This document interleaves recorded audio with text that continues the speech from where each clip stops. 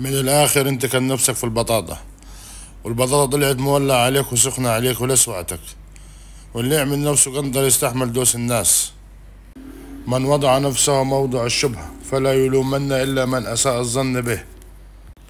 ولكن عيب إنك أنت تعاير حد، وبالأخص إنها ربنا تاب عليه.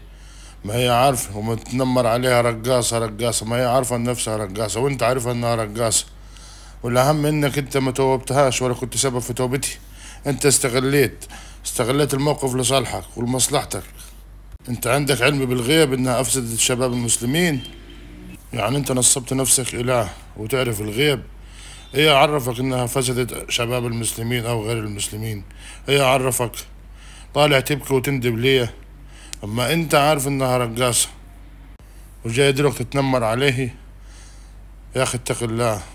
كنت في نظر الناس كبير، دلوقتي أصبحت إنك أنت راجل مخزوق، راجل واخد شهواني. بدك إنك أنت كنت حاجات في تعملها معاها، لكن هي فهماك وعرفتك.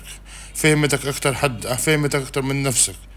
أنت مطعني اقعد في بيتكم أحسن وخليك في كنت اللي فيه الأول.